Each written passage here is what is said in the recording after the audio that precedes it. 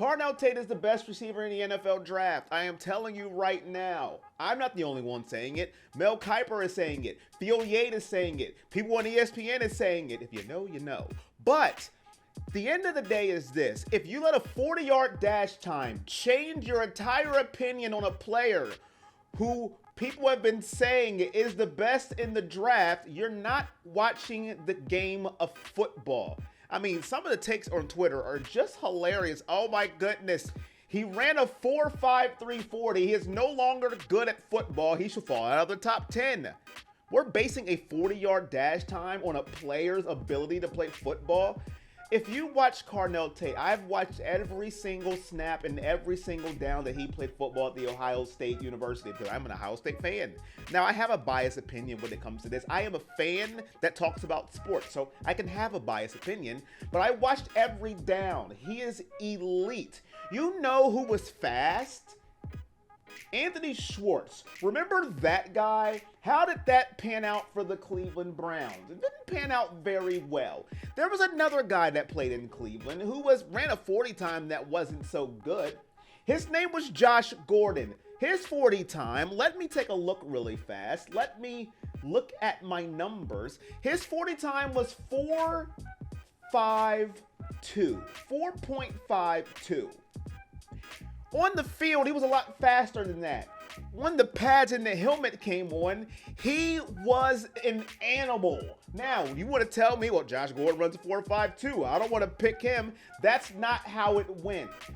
On the field and in shorts and a tank top, it's totally different when you cut on the film for certain players. If you have Carnell Tate booked, signed, and sealed as your guy, you go and you get him.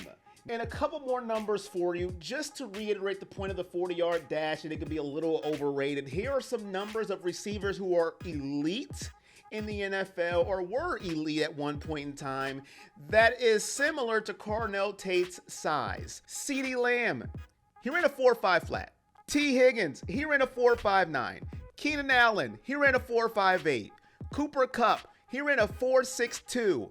Devontae Adams, he ran a 4.56, and DeAndre Hopkins ran a 4.57. Now, those last two, they're a little bigger than Carnell Tate. Now, if you want Mekhi Lemon or you want Jordan Tyson, sure, you pick them too. If I am the Cleveland Browns, no doubt about it, at pick number 6, the Cleveland Browns select Carnell Tate. Now, if in their minds they want to get a lineman, they want to get that first and then get a wide receiver, sure, then go that route because Carnell Tate is not going to last to pick number 24. Now, the Buffalo Bills GM, Brandon Beane, was quite hilarious when Carnell Tate was running his 40-yard dash. Like, this guy's slow.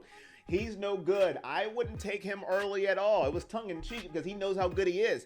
He want him to fall to Buffalo's pick, so Josh Allen has a number 1 receiver to throw to, but he knows he's not going to fall that far down the draft board. Carnell Tate is not known as a speed demon. He never was. He is known as a route runner extraordinaire.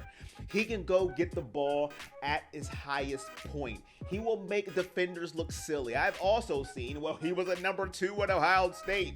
He's a number 2 receiver. Okay, excuse me.